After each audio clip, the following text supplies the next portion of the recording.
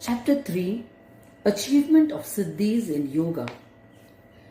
The completion of different yogas and absolute peace is attained only at the abode of Ganesha. The play of the world goes on due to two things, your omnipresence and your omnipotence. He who attains absolute peace is only due to the glory of Poorna Yoga. The grace of Ganesha, Saraswati and Guru alone can bestow on us the knowledge of Ganesha.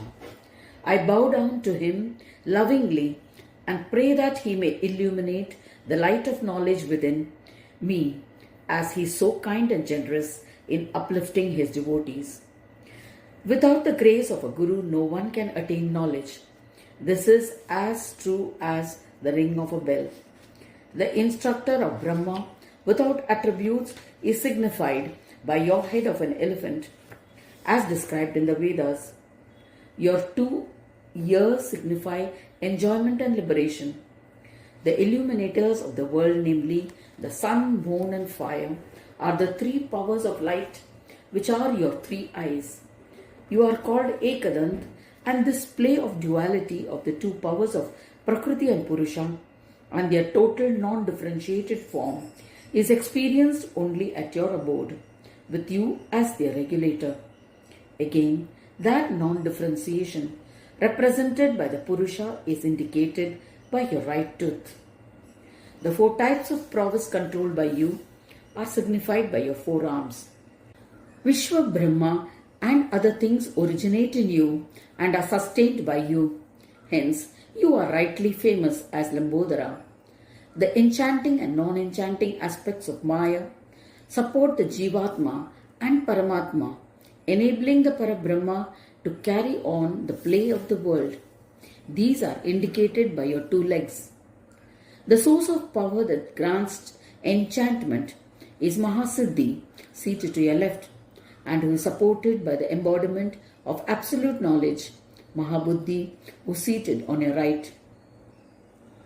You are the Lord of Siddhi and Buddhi.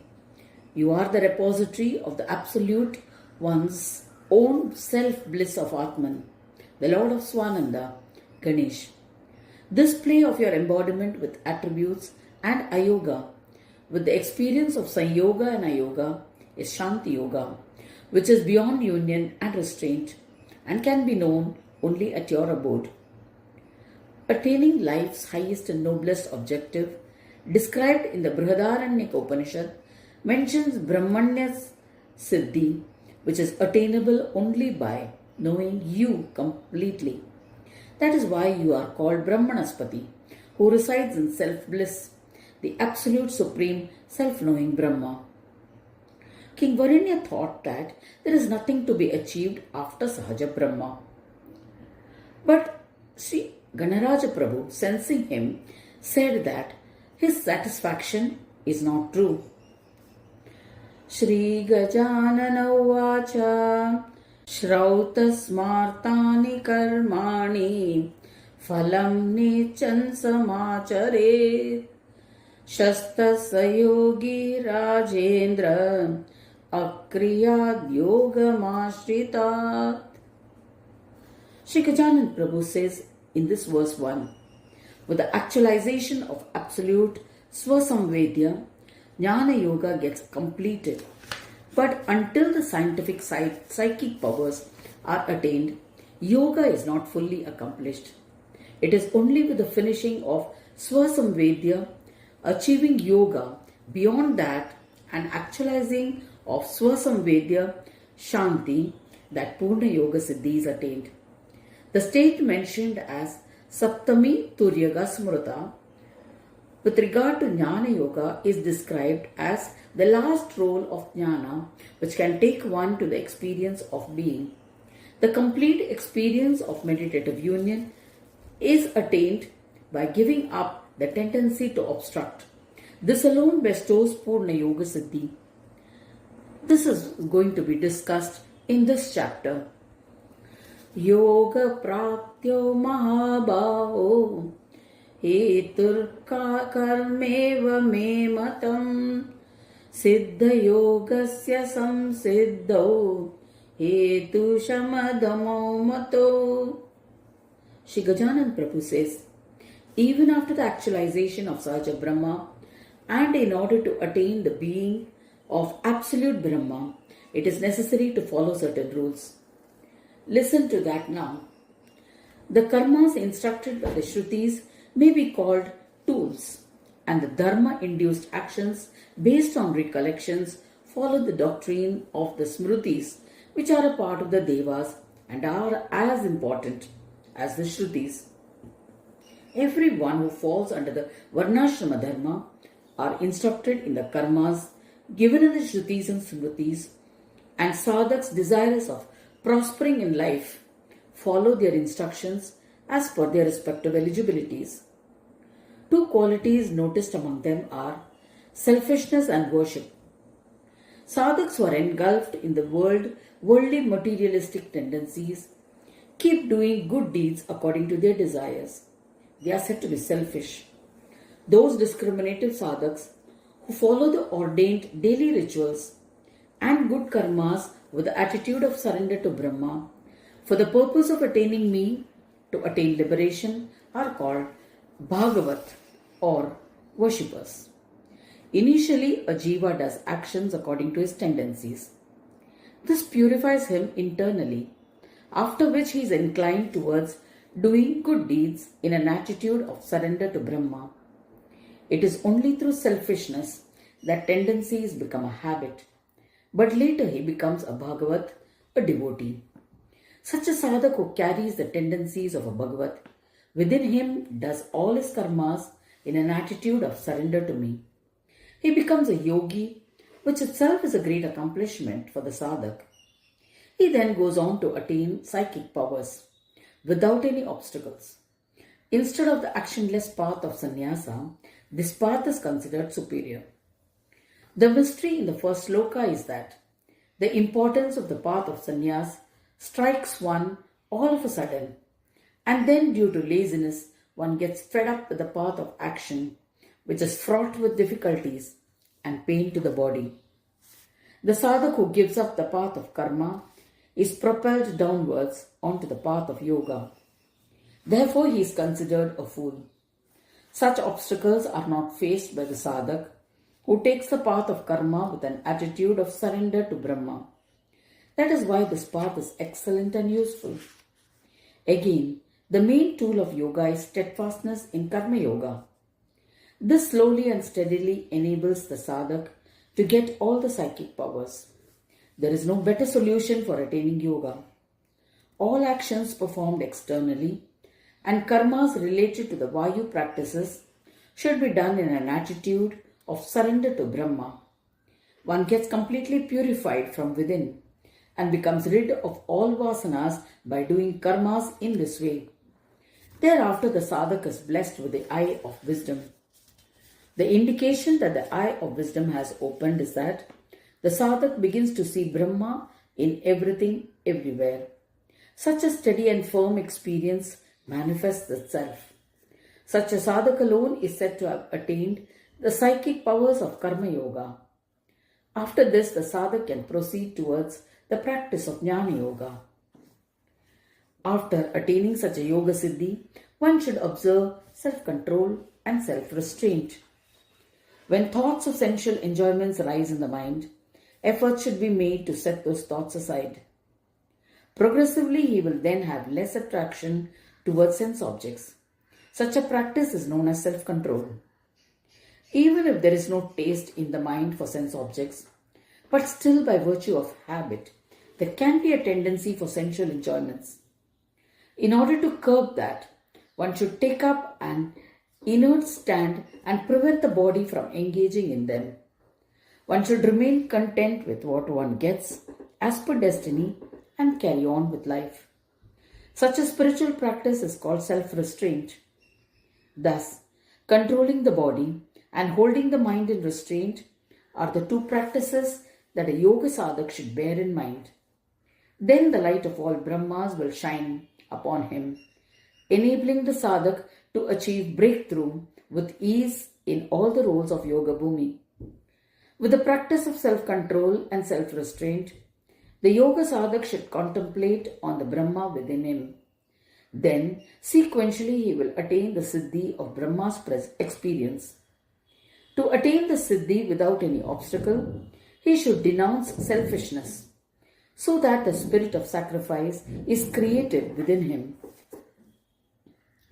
Indriyartascha sankalpya kurvan swasya ripurbhavet etanichanya kurvan siddhim yogi sasiddhyati.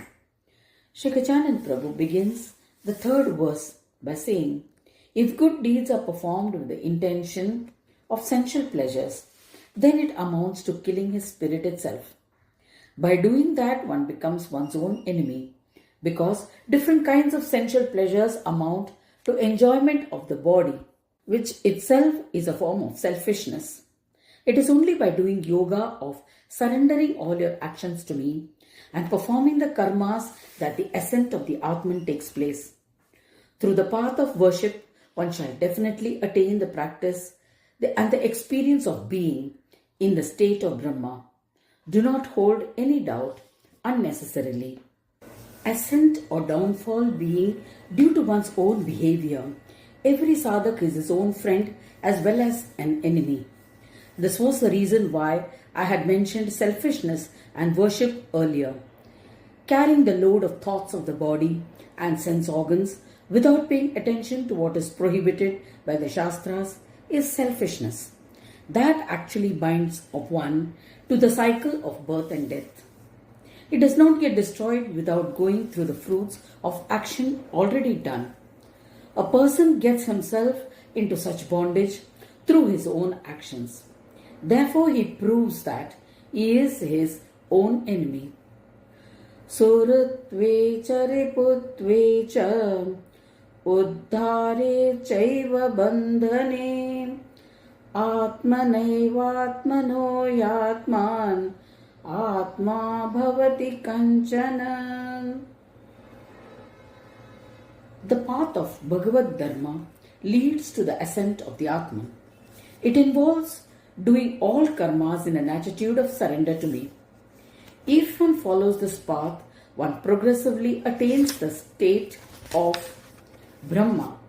The original shloka, Atmaneva Atmanaha, Suhrutve cha Riputve cha, Uddhare cha Bandhane cha, Atman Bhavati, truly contains the significance of that state.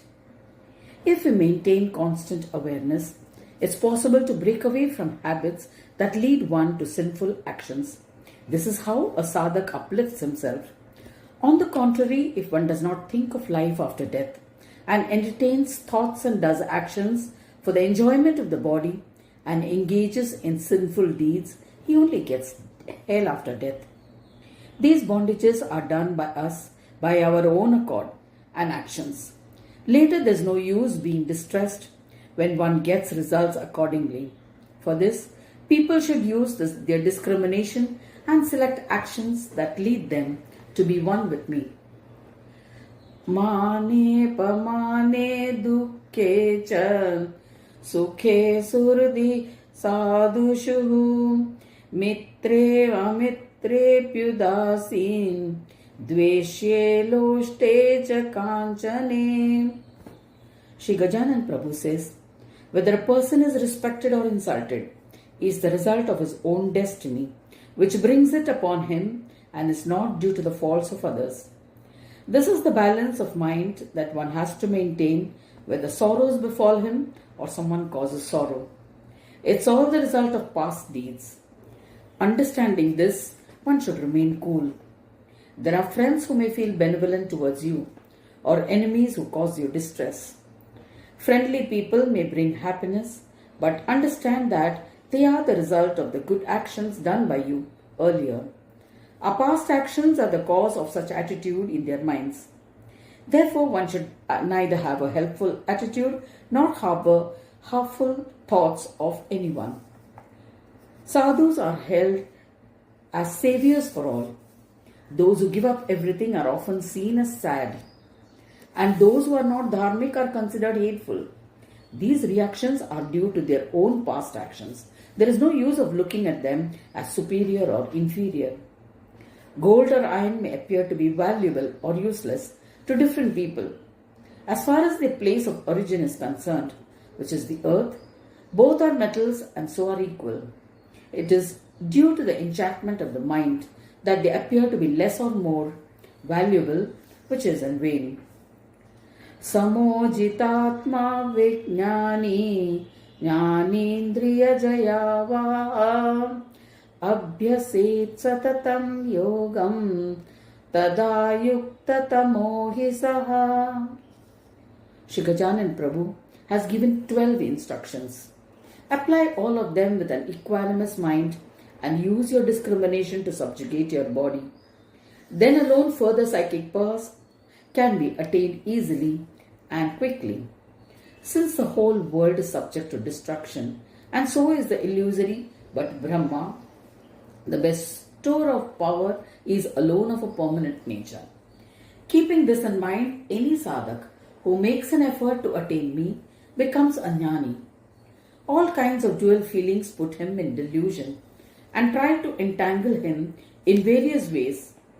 But a sadhak does not get derailed from a spiritual practice. Such a person can be called a scientist. So, it becomes especially necessary to gain victory over the sense organs, and a sadhak makes efforts in that direction. In order to attain me quickly, he must do the Vayu exercises. A detailed explanation about Pranayama is being made here. Pratyahara, self-control, self-restraint, posture, Pranayama, Pratyahara, withdrawing the sense organs from the sense objects, retention, meditation and meditative union are the 8 yoga sadhans that have been instructed in the Shastras. The behavior of a sadhak who leads this way by remaining connected to his dharma, doing all actions as ordained by the Shastras and avoiding all those actions that are prohibited by the Shastras is said to be Dama or restraint. Even if one restrains the body, the mind is always running after sense objects. At such times it is necessary to again and again pull back the mind, which action is known as Shama or self-control. After practicing self-control and self-restraint and gaining mastery over it, one should attain mastery over the asana or position. Swastikasan, Siddhasan or Padmasan are suitable. One may select any one of them. When a person is able to sit comfortably in an asana for a prolonged period of time, we can say that he has gained control or mastery over the asana. Having gained mastery over the asana, one should sit in that asana and practice pranayama. Then alone can he attain the siddhi of that asana. Otherwise, a lot of problems are created. Pranayama has been dealt with in detail in the previous chapter. Hence, after practicing pranayama and gaining mastery over it, one should proceed towards pratyahara. Pratyahara is a practice of withdrawing the sense organs from the sense objects. Touch, speech, or the tendencies or feelings of the mind all move in the direction of sight. It is necessary to gather them all together and keep them under control. Pratyahara is of 3 types which can be accomplished through practice. Dharana, Dhyana and Meditative Union are the 3 types of pratyahara. Dharana is attaining of the Siddhi where one has the vision of the deities that are present around the heart chakra. The act of observing the functioning of the 6 chakras and again having the vision of the deities residing therein is known as Dhyana or meditation. This helps in knowing the primordial principles and attaining the Dhyana Siddhi. After rigorous practice, all the elements gets dissolved in the vision of the Brahma and one gets the Siddhi of non-differentiation. And thereafter no thoughts arise. This is known as Meditative Union. In this manner, the sadhak practicing the Eightfold Yoga and Vayu practices attains in a short time the experience of being in the state of Brahma. That is why the Vayu practice is emphasized here. Several obstacles arise while these Vayu exercises are being practiced. Blunders happen accidents takes place and obstacles leading to all-round destruction may also happen, but they should be seen through till the very end. Tapta shranto vyakulo vam kshudito vyagrachittakah kale tishite tyushne vanilagnyambu samakule. Shri Gajanan Prabhu says, the yogi who gets fever and other discomforts while doing the yogic spiritual practices should temporarily stop the practices. The practices should be continued only after curing the fever completely. After hard work, one may be tired or be thinking of some forthcoming difficulty, or the mind may be distressed with worry, or the mind may be desperate due to hunger or anxious of something. In these conditions, do not practice pranayama. During winters, one should practice in a cave or an enclosed structure instead of in the open. The practice of pranayama helps in directing the air to the preferred area. During summers, one gets affected by the heat. In such times, one should go where it's cooler and practice there. Do not practice pranayama where the wind is gusty or where there is a possibility of fire or where there may be flash floods. Sadvanavati jirne goho stane sagno jalantike Kupakule shmashane cha nadyam bhito chak marmare. Shri Gajanan Prabhu says further, one should not practice Vayu in a noisy place, full of disturbances, or in a risky area when one is not sure of safety. Do not practice in such houses or sheds, or near a furnace of fire, or near water reservoirs, or near the mouth of springs. Do not practice in cemeteries or riverbanks, or by putting an asana and sitting on a wall, or raised platforms from where there is a chance of falling. Do not sit on uneven surfaces that are likely to disturb the practice.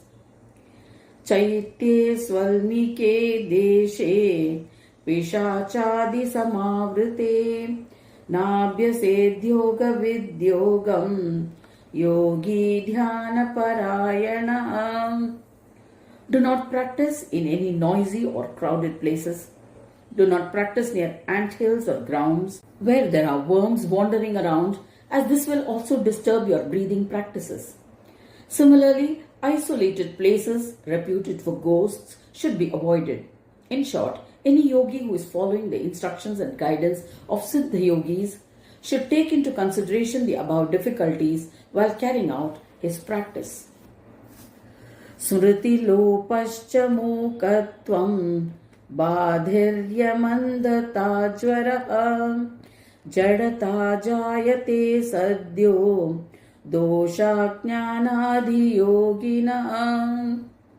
While meditating, a sadhak is absorbed in the consciousness of Brahma.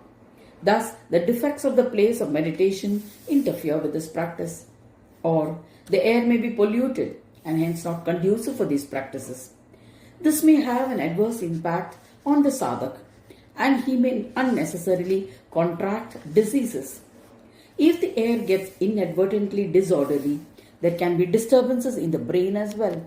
He might become mad or suffer memory loss. There is a possibility of the sadhak becoming deaf, blind, sick, with fever, or might even develop inertia.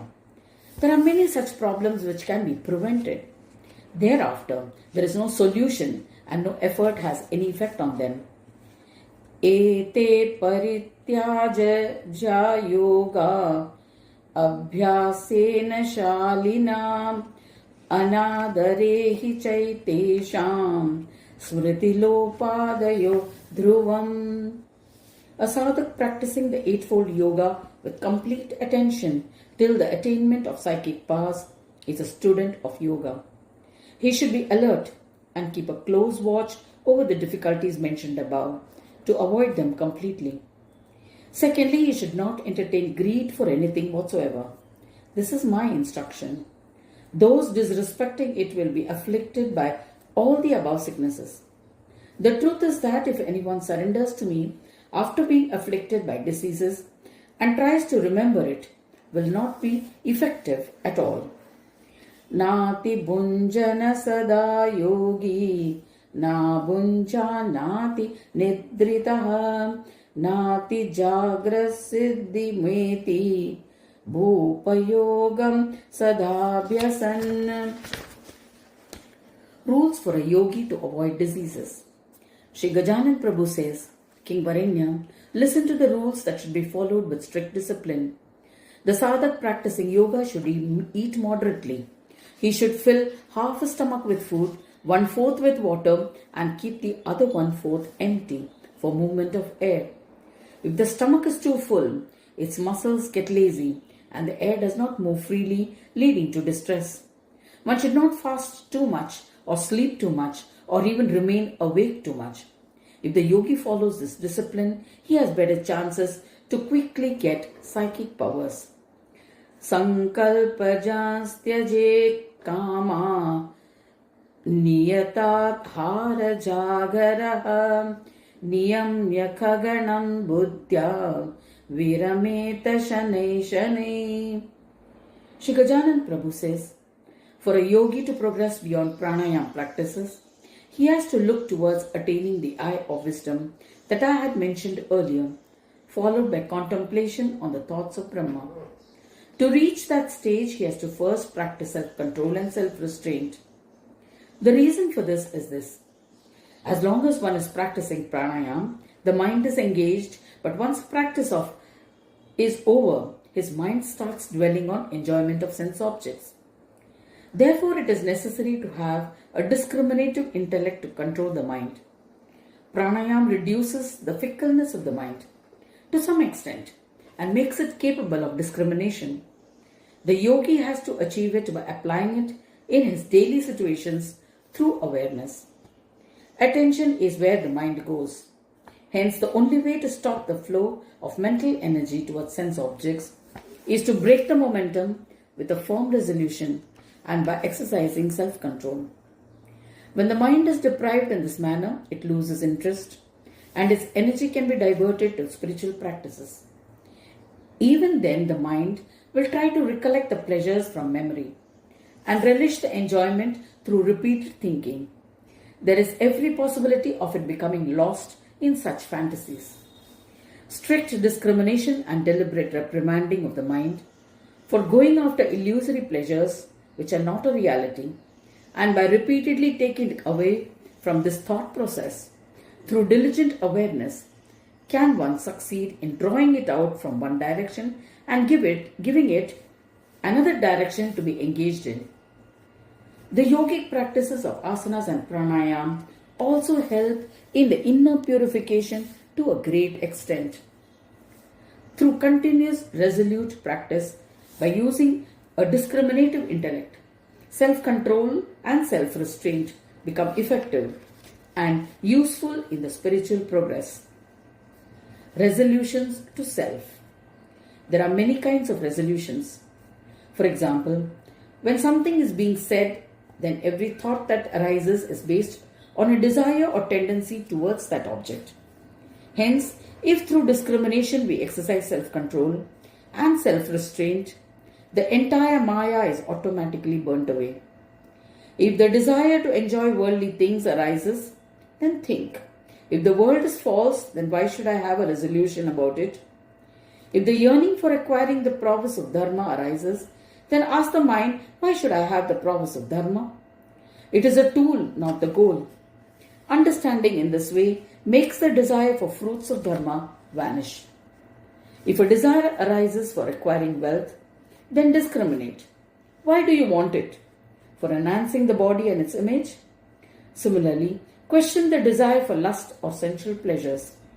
If you are convinced with the answer, only then make the necessary efforts. Why do you get excited by doing yogic spiritual practice for attaining Brahma? Is it for some kind of exhibitionism? Such questions make the attraction for prowess vanish. In the same manner, the desire for liberation or attaining psychic powers of being in the Brahma state and its resolve to are temporary. If it appears like a spiritual practice, it will also have to be sacrificed in the end.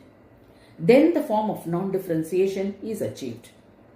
When we practice this type of discrimination about Brahma, the feeling of non-differentiation gets completely absorbed and all other resolutions are destroyed. This giving up is a meditative union. In this manner, the next role has to be achieved by leaving aside each role one by one. Sequentially practicing the giving up of resolutions, the sadhak can accomplish the states of superconscious meditative union and supraconscious meditative union. This instruction is conveyed by the words Sankalpa Janah Tyajet Kaman, followed by the words Niyatahara Jagraha, which is indicative of the practice of self-control and self-restraint. These practices make the sadhak develop a steadfast and attentive intellect, which becomes blemishless and operates according to the will of the sadhak. Since the mind and sense organs have come under his control, it is possible for him to quickly attain psychic powers of meditative union.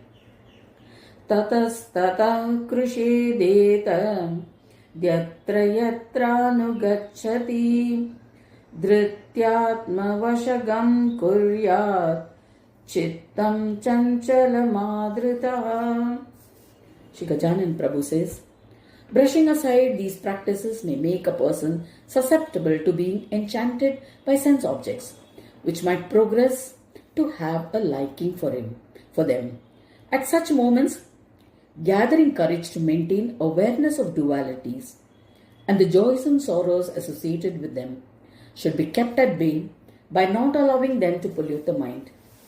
It is by a natural tendency of the mind to think, analyze, resolve and come to conclusions which make the mind restless. So it will break loose again and again, however much it may be held under control. It goes somewhere and gets hold of the taste for material enjoyment. In such circumstances, one should burn away the taste that has arisen in the mind for sensual pleasures.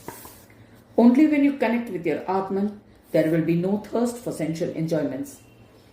The mind must be questioned why it has a taste for such things. Through regular and persistent practice, the mind becomes single-pointed and remains a servant all the time. It becomes peaceful and there is no more urge for sensual pleasures therein. Its Lord becomes the Atman and the sadhak reaches the state of a Siddha. More often than not, the practices are not rigorous enough for the sadhak to attain Yoga Siddhi. Once he achieves this, he attains the experience of being Sahaja Brahma. We can test this with an example. For example, let us consider a log of wood.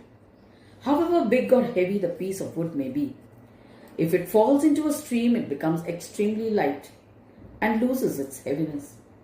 It floats in the water and goes with the direction of the flow of water. It comes under the control of water in every way. In the same way, a sadhak who deals with life's challenges in a lively manner has control of his destiny. The actions are in consonance with his preordained destiny. So, he remains satisfied with the fruits derived from both the auspicious and inauspicious actions that he performs. His mind is always content. His mind being devoid of any taste for dualities, he does not develop them irrespective of where he goes. This is the state of a yogi who has actualized Sahaja Brahma. Shri Gajanan Prabhu then speaks about how to achieve Sanyoga Swanand meditative union after achieving Swasamvedya meditative union. We shall see that in the next audio.